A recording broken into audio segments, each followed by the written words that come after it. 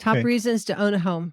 Oh, man, Okay. that was quite the transition, right? Yeah. Buying a house, it can have powerful financial and non-financial benefits, right? We all think about the financial reasons, but it's really there's a lot of stability in owning a home typically.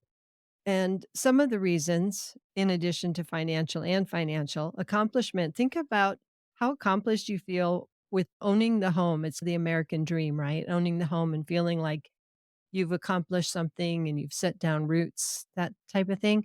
And another loved ones prioritizing the needs of those you love and are closest to you.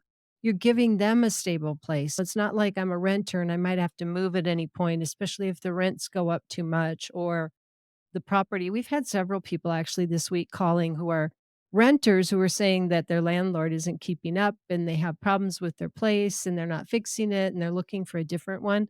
You think about when you own your pride of ownership, but the stability of your monthly housing payment is another one because when you lock in your rate, you can refinance for a lower rate, of course, but once you lock in your mortgage rate, Tico, that's typically for 30 years, and the cost of housing doesn't go up except for any property tax or insurance increases, right?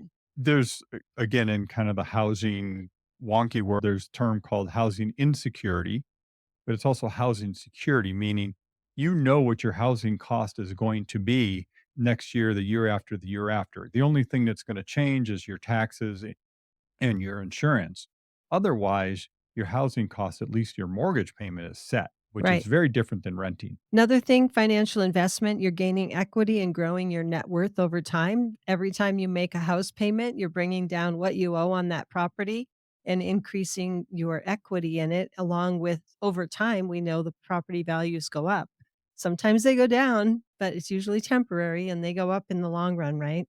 The comfort. So living your best life and enjoying your home's features. We've talked about it on this show many times, Tigo, the beauty of being able to add that pergola or paint your room whatever color you want or do a tile backsplash.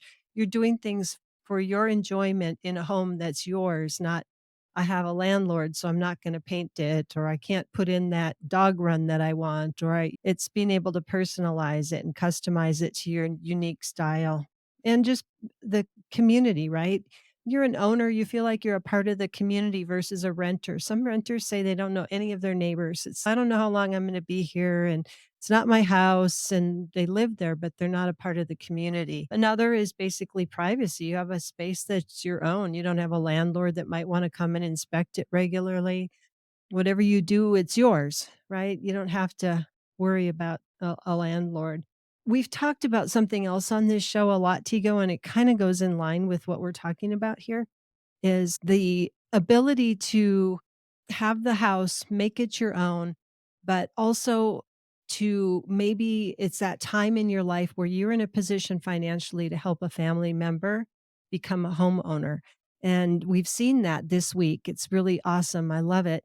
We have parents helping a child moving back to Albuquerque. It's not a teenager. We're having an adult child where they're supplying the down payment for this child to move back to Albuquerque, go to work at Sandia Labs and get into home ownership right away. And there's a lot of people that are our age and beyond.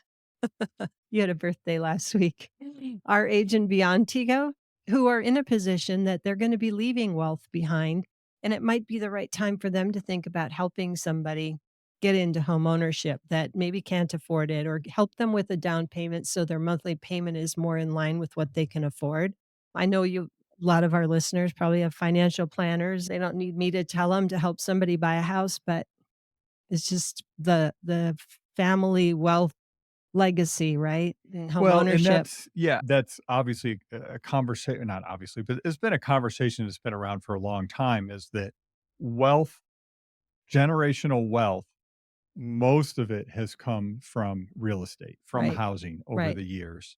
And to get to the negative side of that, there's that legacy of redlining, right. where they were basically a certain group of people. I'm not going to, we all know what we're talking about. A certain group of people at a certain time back in the day were not allowed to purchase homes, basically, or, They weren't granted they were loans and segregated to certain areas. And that's carried over generationally year over year over year. And so, yeah, building wealth over time with real estate is tried and true. Yeah. And even when you think about what happened during the great financial crisis, like, okay, yes, you look at it from a long term, that really was just a blip. I know for people that lived through it and had a hard time, didn't feel like It it. was tough. It was Yeah. tough, but I mean, again, it was, we got through it. Right.